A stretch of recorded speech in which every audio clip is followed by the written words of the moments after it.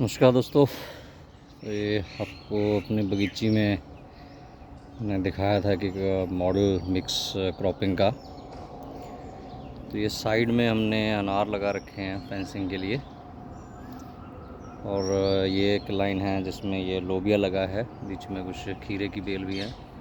उसके बाद ये मक्की के बाद इसमें ये अरबी, एक लाइन और मक्की की। तकरीबन 10 फीट का फासला है आप बेलों जो खीरे और उसकी दोनों खीरों की बेलें। तो इस मक्की ये राइट साइड में जो है ये है सफ़ेद मक्की वाइट, और यहाँ पे ये रेड है। वाइट जो हमने अन्नदाना बेंगलोर से लिया था बीज, और रेड का जो है इनोवेटिव फार्मर से निशारपुर के प्रेसिडेंट नरेंद्र सिंह जी ने तैयार किया। तो उधर भी लोबिया है, इधर इस मक्की के साइड में यहाँ भी हमने ये लोबिया लगाया है। और ये साइड में हमारी जो खीरे की बेल है तो खीरे में भी हमने एक बेल खीरे की, ये तोरी की अपने आप पिछले साल से गिरे हुए बीज उग रहे हैं। और बीच में ये बीन्स हैं, अभी बेंगलोर से जो हमने वैरायटी लाए थे तो उसका बीज तैयार किया है। तो एक खीरा, एक बीन्स, एक खीरा, एक बीन्स, इधर लोबिया, और बीच बीच में हमने यहाँ पे ये ग्वार भी लगाया है। तो एक ही बेड आप जो कह सकते हो, जहाँ पे किसान नॉर्मली की एक बेड है उसके दोनों तरफ सब्जियाँ लगाते हैं, तो बीच में जगह खाली रहती है। किसान शायद इतना बड़ा बेड नहीं बनाते हो, काफ़ी लोग बनाते हैं जैसे लौकी वगैरह के लिए या खीरे के लिए। तो उसी टाइम में आप ये फसलें जो हैं इसमें ले सकते हैं। तो ऐसे ही हमने ये खीरे की एक और लाइन लगाई है, खीरा लोबिया, और उसके एक साइड में ये हमने सन एम्प लगाया है। सन ये आप देख सकते हैं, ये अभी इनको थोड़ा विरला कर देंगे। और उसके बाद ये ग्वारा लगाया है, और अगली लाइन में ये फिर खीरा लगा दिया, खीरा लोबिया खीरा ऐसे करके। बीच में कुछ चप्पण कद्दू भी लगाए हैं, स्क्वैश। तो इस तरीके से जो है आप एक मॉडल जो है वो तैयार कर सकते हो कि एक ही समय में एक खेत में कई सारी जो फसलें वो ली जा सकती हैं। तो अभी वेजिटेटिव ग्रोथ पे है सभी कुछ, और धीरे धीरे अभी इसमें फ्लावरिंग आनी शुरू हो जाएगी। तो एक खीरे की बेल है, इसमें बेंगलोर की भी वैरायटियां हैं, पीएयू की भी वैरायटियां हैं। तो स्टेप बाय स्टेप आपको सब बताते जाएंगे। ये एक तरवंगा इसको बोलते हैं, इसका पौधा है, उसकी बेल है, अभी बढ़ेगी। ये यूनिवर्सिटी ने अभी तर, जिसको लॉन्ग मैनुअल या ककड़ी कहते हैं, उसका, और एक वंगा एक सैलड आइटम होती है इसी फैमिली की, तो उन दोनों को मिक्स करके ये एक वैरायटी जो है बनाई गई है।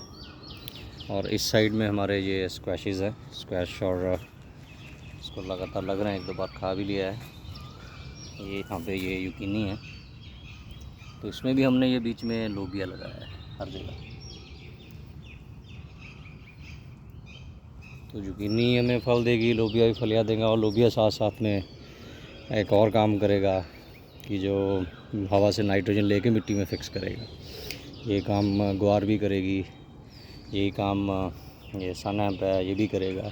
तो सनम के पौधे जो हैं और जो मक्की है, ये दो काम करेंगे।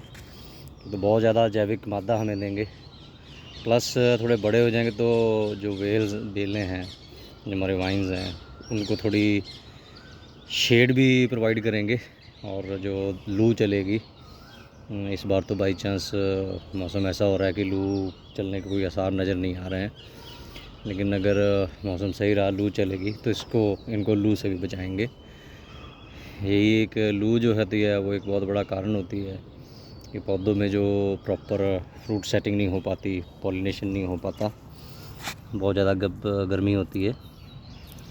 तो किसान कई बार डर जाते हैं कि शायद कोई दिक्कत आ गई है, उनको जो है कोई कीड़ा आ गया है या कोई बीमारी आ गई है।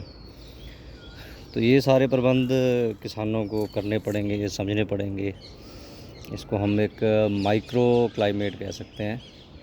तो खेतों में पेड़ लगाने पड़ेंगे, फलदार लगाओ तो वो जल्दी बेनिफिट देंगे।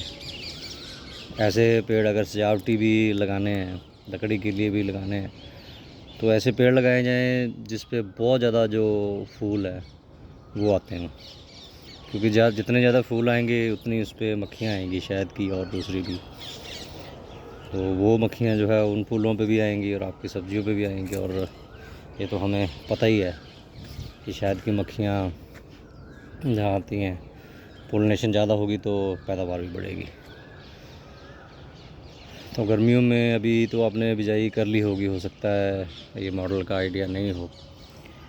तो सब्जियों की बिजाई पंजाब में 2 बार होती है, हरियाणा में भी। तो आप दूसरी बार जब बरसात में सब्जियां लगाओ तो इस तरीके से जो खेती कर सकते हो। तो एक ही जगह से आप देखिए, यहाँ पे खीरा, बीन्स, गवार, लोबिया, मक्की और बीच में अरबी, तो 6-7 फसलें जो हैं वो खेत में से ले सकते हो।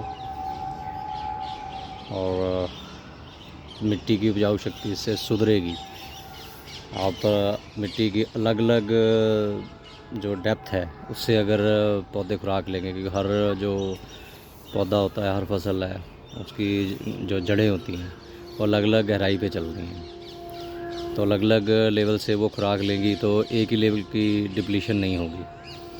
और साथ में आप ऐसी फसलें लगाएंगे जो लेगुमिनस श्रेणी में आती हैं, जो हवा से नाइट्रोजन लेके फिक्स करती हैं, तो मिट्टी में नाइट्रोजन का सर्कुलेशन, ऑर्गेनिक मैटर जो है इनके जीवाश्मों से, वो बढ़ता रहेगा। तो सोचना आपको है कि क्या करना है। तो ये बहुत अच्छा तरीका है अगर आपने बीज वगैरह पैदा करने हैं तो जैसे मक्की का बीज पैदा करना है तो थोड़े से एरिया में सब्जी में लगा सकते हो, एक्स्ट्रा एरिया की ज़रूरत नहीं है। अरबी का बीज पैदा करना है तो इससे ये होगा कि आपको एक्स्ट्रा एरिया नहीं चाहिए होगा किसी काम के लिए। और अगर आपको कमर्शियली उसके लिए पैदा करना है तो लगातार इनकम जो चलती रहेगी, कभी आपको फलियाँ मिल जाएंगी, कभी खीरे मिल जाएंगे, कभी बीन्स मिल जाएगी, कभी ग्वार मिल जाएगा। जब सारा कुछ ख़त्म हो जाएगा तो आपके पास अरबी बची हुई है, मक्की हो जाएगी तो आपके पास मक्की भी आ जाएगी। लगातार इनकम देने का तरीका किसानों को कम ही समझाया जाता है। ज़्यादातर तो वो बल्क के सरकारी गोडाउन भरने हैं, हमें बहुत ज़्यादा पैदावार करनी है, वहाँ तक ही रखा जाता है। लेकिन किसान को अपनी कमाई का साधन जो है वो बनाना पड़ेगा कि कैसे लगातार जो कमाई की जा सकती है। तो आप भी ज़रूर ट्राई कीजिएगा, थोड़ी जगह में देखिए क्या बेनिफिट हो सकता है। और ज़रूरी नहीं जो यहाँ पे फसलें लगाई हैं, मैंने तो अपने हिसाब से लगाई हैं। तो खीरे की जगह आपकी लौकी हो सकती है, तोरी हो सकती है, कद्दू हो सकता है, जो भी वेल वाली फसलें हैं आप लगाना चाहते हो वो हो सकते हैं। करेला ऐसे मत ट्राई करिएगा, करेले को थोड़ा अलग से रखिएगा कि बहुत उसकी वो डेंस होती है, जो वाइन्स होती हैं। तो आप कीजिए ट्राई और हमें भी बताइए जी। धन्यवाद।